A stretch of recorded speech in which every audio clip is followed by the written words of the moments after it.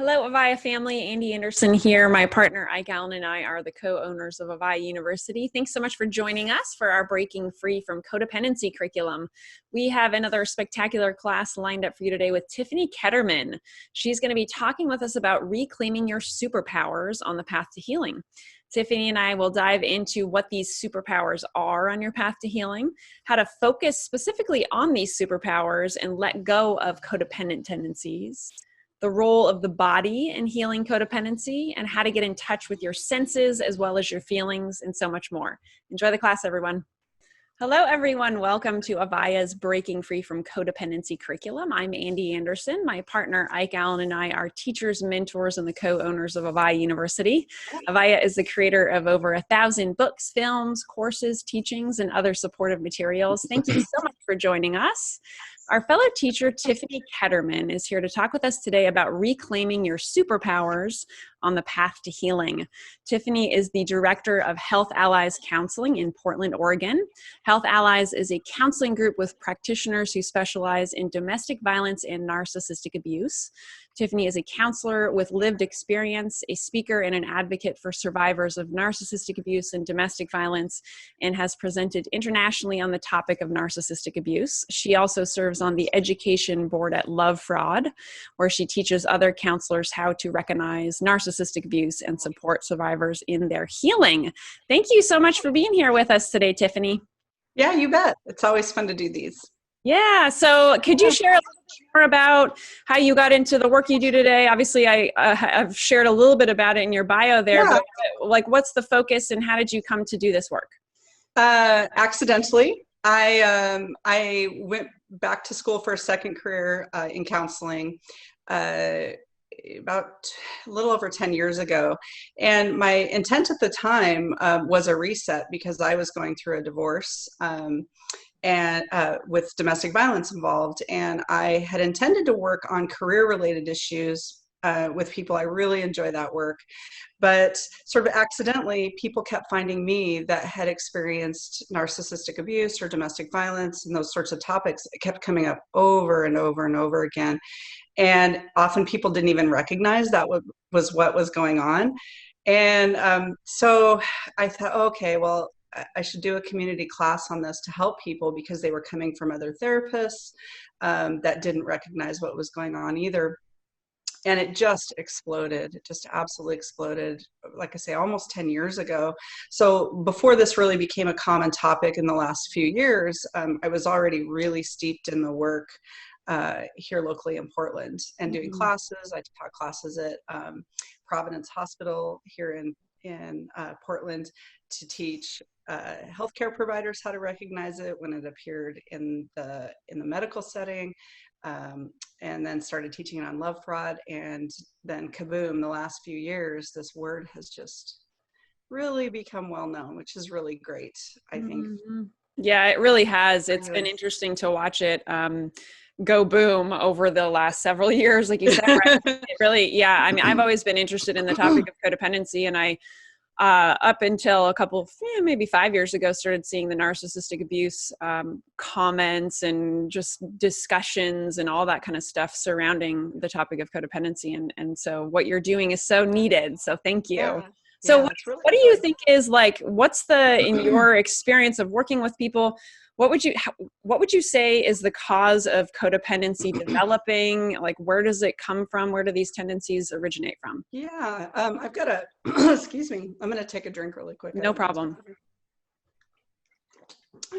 I started really studying the work of Alice Miller, and I think she really informs a lot of what I do. But therapy in general, if you think about it, even all the way back to Freud, what they're looking at is unhealthy patterns in parents and what it does to children.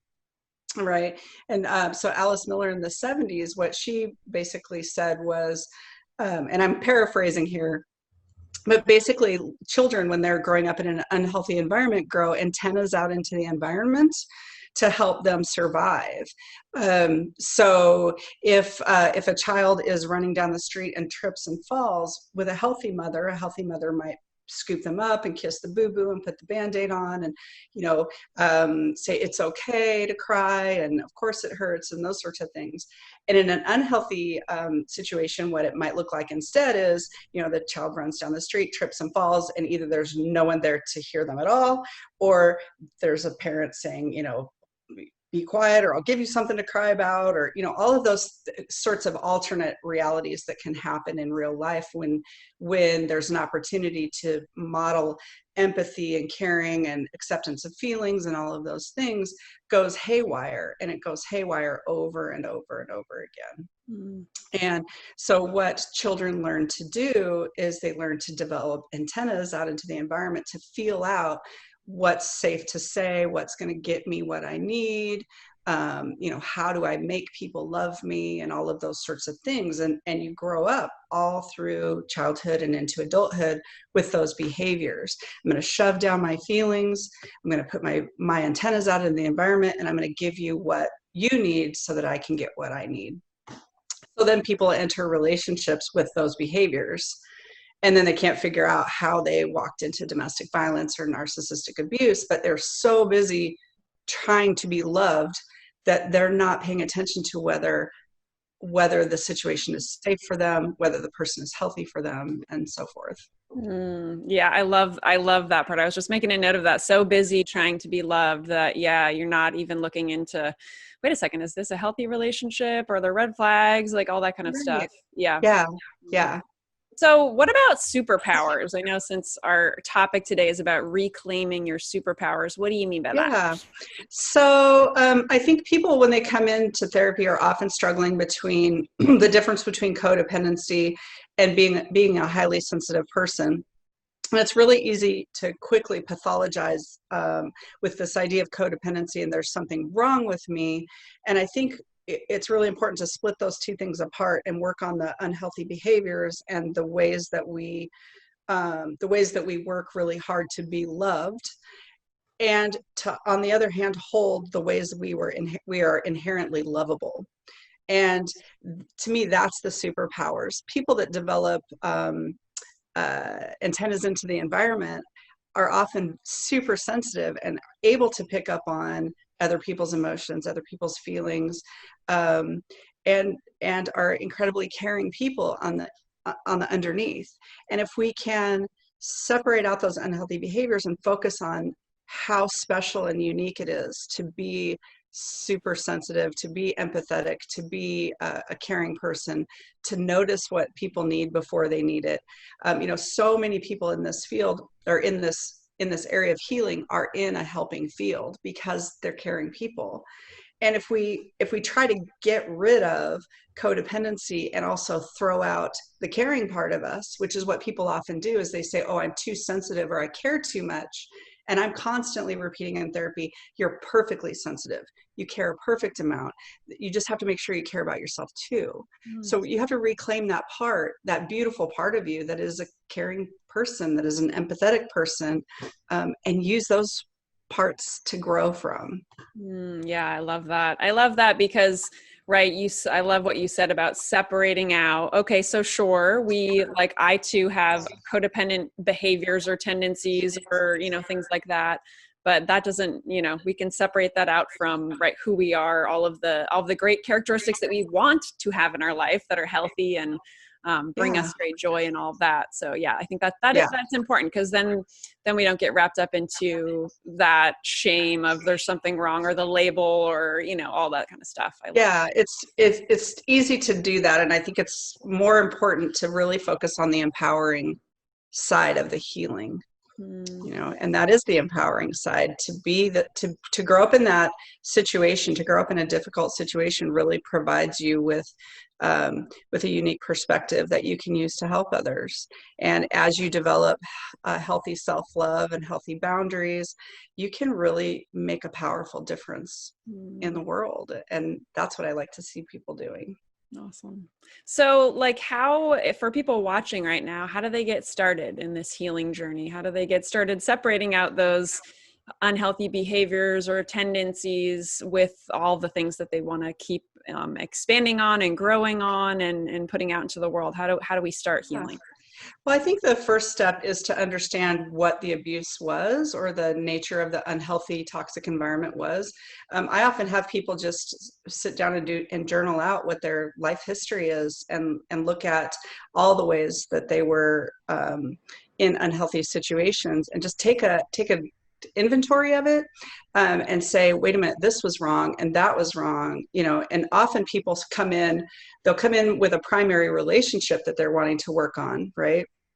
My partner, we've got a domestic violence going on, but the more we work and they get through that piece of the toxicity, then it's, oh, wait a minute, it's also my brother or my mom or my coworker, or all the way through my family environment. So really getting a good inventory of what happened in my life that wasn't the best for me, right? Mm-hmm. Just understanding that is number one. And then I think number two is becoming a child again in a certain way. I gave that example of running and scraping your knee.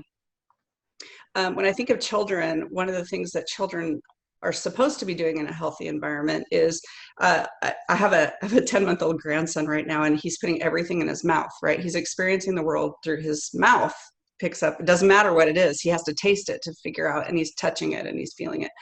Um, when you're a healthy child, you're experiencing the world through all of your senses, through touch, taste, sound, you're playing, you know, you're reacting. When you are growing up in an unhealthy environment, you get more of that antenna stuff going on, right? So in adulthood, one of the things we often don't know how to do is stay present. We don't know how to experience the world in the now, touch, taste, feel. And that's how we get to know who we are. As children, that's where it's at. And we miss that, and we get into adulthood and we say things like, I don't know what I like to do. I don't have any hobbies. I don't know what I like to eat. I don't know what color I like to wear. Well, you don't know those things because you were so busy being an antenna instead of really experiencing, does this taste good? Does this feel good to me? And so forth. So I really start with this core exercise with people of getting into the five senses and really working hard on what feels good to me, what smells good to me, what sounds good to me. It's such a basic thing, but it's a core piece that gets missed in childhood. If we start to build from that, we can really get to know ourselves and know where to go from there. Yeah. Yeah, that's beautiful. I've never really thought about it. Like, I love your antenna analogy, right? Because absolutely, if you're growing up in an environment where you just need to really be watching out for your survival, yeah, not a lot of time is spent, figuring out who you are, what you like, what's your favorite color, what are your favorite foods. It makes sense why you would, struggle with that. That's good. Yeah. Do you have more on that, or do I ask you the next question? I think it's fine to move on. To me, that is the work. I mean, you can spend a year working on that work in various ways, right? To really develop that more internal sense and to get rid of the antennas. So, but that's kind of the core of what I do. Awesome. Thank you. Mm-hmm. So what about the body? I know that you focus also in your work about the body, which I love too. Yes. So so important. Yeah. Why do you think that it is so important in this healing process? Yeah. So researchers have found that kids who experience trauma when you're little, puts your body in a state of permanent inflammation, permanent, right? And inflammation is the source of all disease. If you think about it, heart attacks, diabetes, makes you more susceptible to autoimmune disorders. And the reason I came to this is because as my practice became more and more and more focused on people with narcissistic abuse, the other thing I noticed was Hashimoto's disease, Lyme disease, multiple sclerosis, diabetes, all of these inflammatory, and a lot of them like really rare, odd autoimmune disorders, almost exclusively, just over and over and over. And then I heard about this study and I thought, well, gosh, there's so much inflammation in our bodies as a response to stress. And if you're people in patterns of narcissistic abuse and codependency, what they're doing is they have a childhood toxic situation, then they start choosing relationships in adulthood over and over and over, and they're re-traumatizing their bodies too. And that inflammation gets worse and worse and worse. And it shows up as upset bellies. People come in with ulcers, they come in with food allergies, all kinds of things. And they're so not in tune to their body because they're so tuned out into the antenna world that they're not even noticing. Like, oh yeah, I've had this pain in my neck for 3 years. I've never gone to the doctor over it. That kind of stuff is also part of the pattern. So one of the first things I do when I work with people is say, we have great naturopaths in Portland. Naturopathic healing is a different focus. Western medicine is really focused on treating the illness, right? Naturopathic medicine is about supporting your body to do what it's already made to do, which is to heal itself, right? And so one of the things that happens with trauma is it will deplete your body of vitamin D, it can deplete your body of B vitamins. There's all sorts of just magnesium, basic elements in your body that just get drained with trauma. And going to a naturopath and having them look at that with you actually can provide some really dramatic healing without even ever going to therapy or doing anything else. I've had so many times where I've had clients, I've said, oh, you've got to go to a naturopath. They come back and they go, I had vitamin D that was so low, the doctor couldn't believe it. And I took vitamin D for a week and my depression is gone, right? So many things like that. And it's such a simple and almost passive way to help yourself get on that path and support your body to do its own healing, right? Yeah. So I think it's just absolutely vital, if you do nothing else, to get into someone who understands the inflammation that comes from trauma. I'm so glad that you two are passionate about that. My master's is in nutrition actually at AVAIYA University, so a little nice. Guys in Portland, and so I have had a lot of in school a lot of naturopathic medicine doctor friends and people who were going through that program, and I love that. I think that's absolutely an amazing route to take if people are interested in a little something different, obviously, than just the standard Western medicine. So I love that. Yeah. So anything else you want to share about like how people can get support in this journey of, breaking free from codependency, overcoming narcissistic abuse, these kinds of things? Mm-hmm. I think it's really important to find a therapist that understands, or a support group, because one of the things that happens is, and this is not meant to be negative towards therapists in general, but I think it's really hard to understand codependency or narcissism if you haven't been through it, because it really does a number on, when you start talking about trauma bonds and things like that. I think it's super hard to wrap your brain around unless you've been through it. And so what I see a lot of when people come to me is therapists that have read it in a book and sort of intellectually get it, but don't really get it. And then that leaves the person feeling alienated. And to me, that's the most important piece if you're working on your healing, is to find a community of people that really do get it, so that you're not further discounted. Because I know I had 4 brothers growing up. I was told I was too sensitive a million times a day, right? So that was so in my head. And now my narrative, even now with my adult brothers, they'll come up with something, and my response is always, I'm perfectly sensitive, thank you. I like my feelings, and so I think getting an environment where you've got that support to start building that sense of self is really important. Codependence Anonymous in our local area is very well attended, and people love it and report really good experiences in the Codependency Anonymous group. And then of course Facebook is inundated with narcissism right now. What I would say about that is it's very natural and normal to have this stage when you're doing your healing of kind of an information overload where you're really burying yourself in online resources. But there is a point where you need to sort of back off of that in order to move into I think that's more of the stage of psychoeducation where you're learning about, oh, narcissism exists and this is what it looks like. But there's a point where it make it hard to move on and move into the healing. So you have to know when to let go and move into a more pro-healing sort of environment. Mm-hmm. Yeah, I totally Yeah. get that. Yeah, absolutely. There's a point where we need to, yes, close down the computer and turn off the phone and whatever and do our work and not get wrapped up into more and more research or whatever. So, and the healing really comes in your body. There's no doubt about that. So getting into your body, getting out into whether it's yoga or meditation or karate or, there's so many things you can do in your body. Playing instruments and things like that really are meditative and help you sort of focus inward. And that's really where the massive transformation happens. I'm not going to say that's where the healing happens. I think the healing is lifelong, but people really start to transform when they start to focus inward and paying attention to what feels good to them and sounds good to them and tastes good to them. And, that's where the empowerment comes. So like going a little bit farther into the feelings component, I know that a lot of people who have codependent tendencies have a hard time even feeling their feelings, right? We might numb out or push it down and until it explodes or whatever. Right. Like any suggestions there for people who are really like, man, I don't even know where to get started feeling how I feel?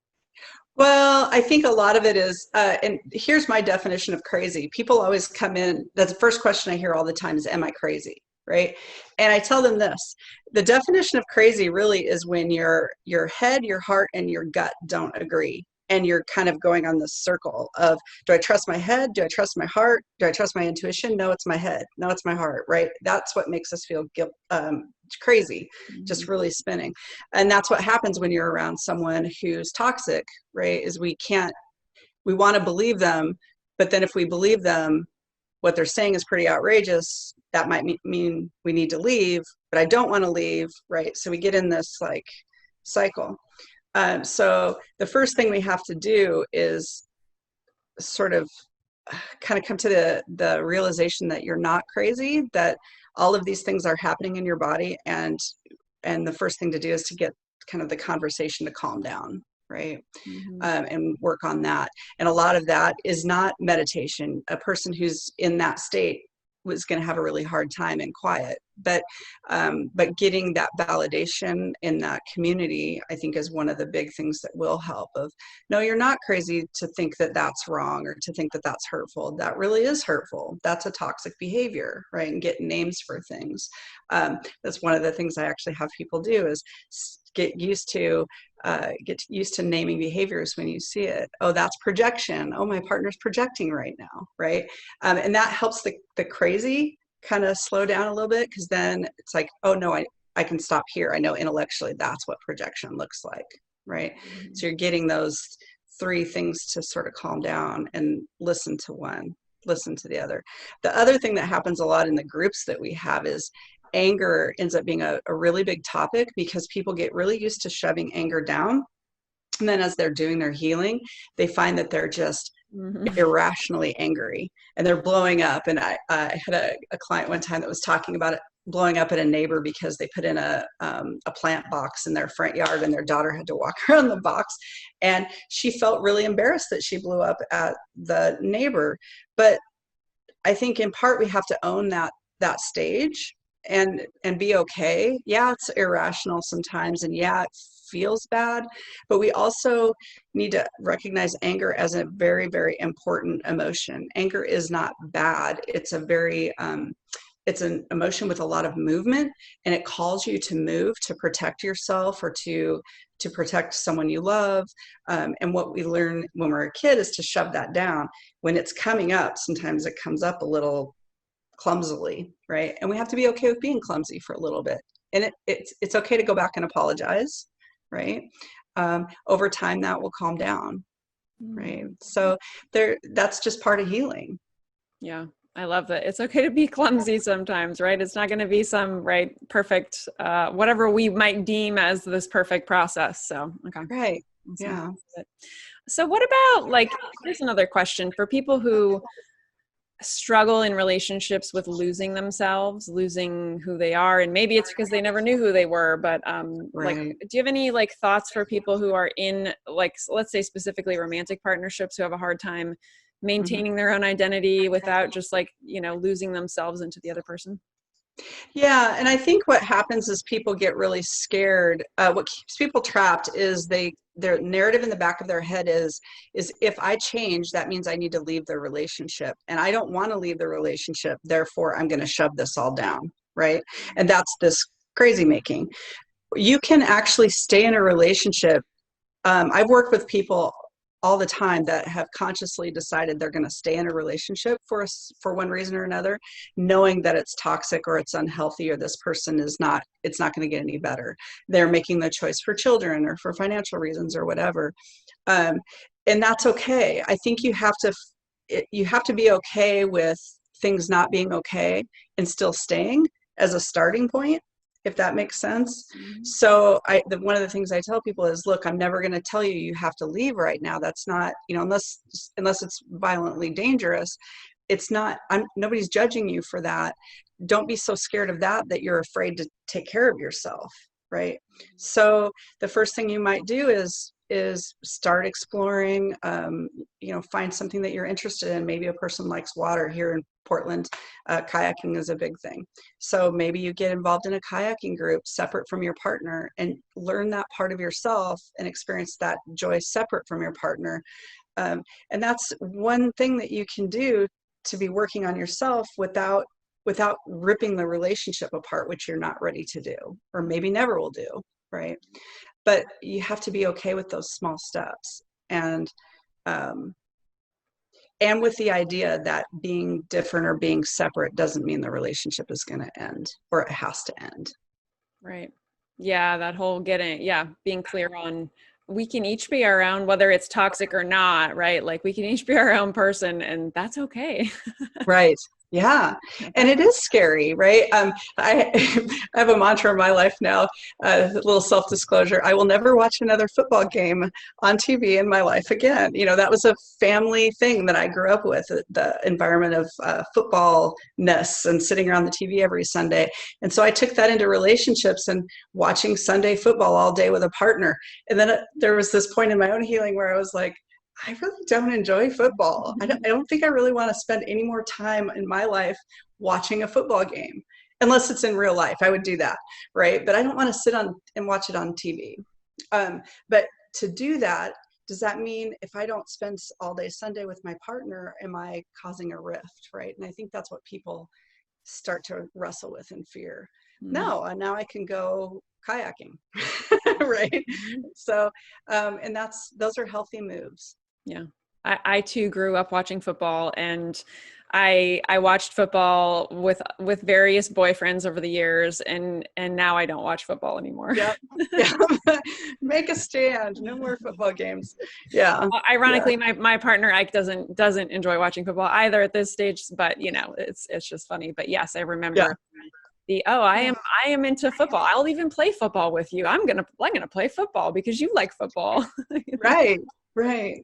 Yeah. So I And was I think it's easier to do that too, and I think in general, some people, and men more so than women, I'm not going to make it's not entirely gender specific, but maybe a little bit, that men are taught, I can watch whatever I want to on TV, or I can go do this thing I want to do. And generally speaking, women are more taught to, oh, now you're going to support what that person wants to do, right? And in a gender way, and also just in the toxic relationship, um, uh, we use that also, I think, because we don't know what else we would choose. Right. If I know and I'm solid that I really don't like football, and I know that I would much rather do XYZ, then I'm going to be a lot more apt to do the XYZ. And if you're kind of embroiled in the codependency, you don't know what else you would even choose. Right. I don't know myself, so I'll just stick with doing what this other person does. right. Because it keeps me busy and keeps me connected. Awesome. Thank you. So, Tiffany, I want to make sure you have a chance to talk about a course I know that you have, as well as I know people can go to your website and sign up for your newsletter if they want. And everybody, there's a couple buttons below that link over to Tiffany's site. So what do you have for Oh, everybody? great.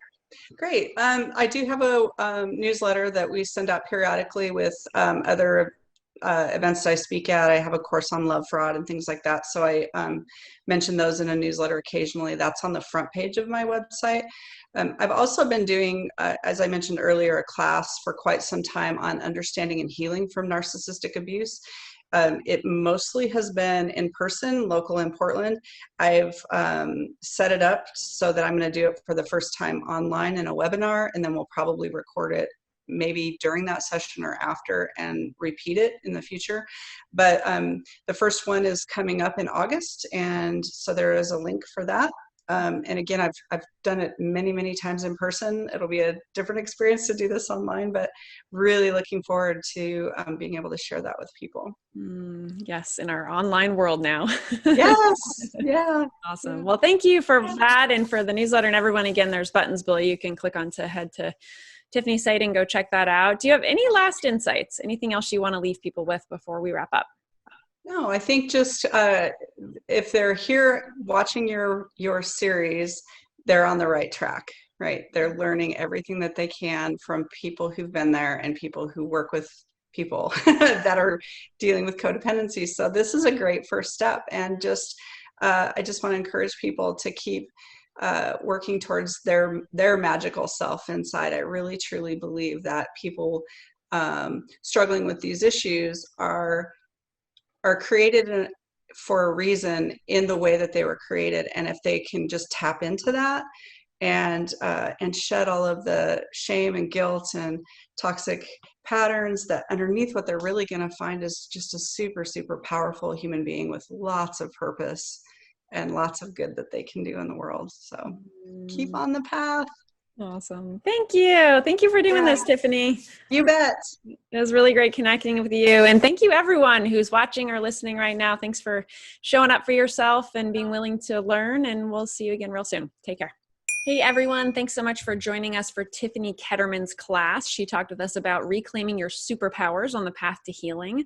I really enjoyed her explanation of, the different kinds of trauma that create these codependent tendencies, and how when we're children growing up in environments that are not safe, or we're not getting our needs met, we have our antennas out and they're just focused on trying to pick up on what's going on outside of us. Where are the threats? How can we survive? How do we meet our needs? How do we stay safe?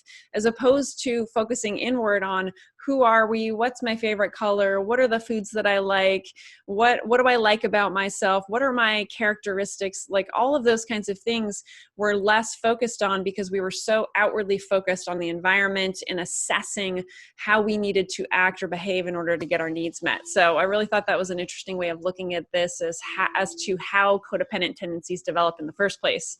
And I also thought it was important that she talked about separating out, our unhealthy codependent behaviors from who we are and from our superpowers, those things that we really want to expand on and grow more into in our life, as opposed to really identifying so heavily with, oh, I am a people pleaser and that is who I am and I will never change, So there's a point where if we overly identify with these behaviors, it's not going to help us overcome them, heal from them, move past them, because if that's who we are, then how could we ever be something different? So just as something to take a look at in your life if you're overly identifying with different codependent behaviors, different codependent characteristics. And the other thing I wanted to mention is I really loved how she talked about if we're getting into relationships and we tend to have codependent behaviors, we might be so busy trying to be loved that we don't see the signs of maybe an unhealthy relationship, or we let things go, or we don't see red flags, those kinds of things. So just be compassionate with yourself if this is you. If you're so busy trying to be loved, you are human, We are all designed to want to be loved and feel loved and accepted, and just don't beat yourself up if this is something you recognize in yourself. So, but at the same time, be becoming aware of signs if you are getting into a relationship or you're in a toxic relationship, right? Don't lie to yourself that these are issues, or you see things that are not ideal or that won't work for you or what have you. But also being mindful of, right, why it is that you're pushing those signs away, because you are really wanting to be loved. And that is, once again, a human, a fabulously human characteristic that we all have. So thank you so much for loving yourself, for tuning in and showing up for yourself today with this class. And we'll see you again real soon. Take care.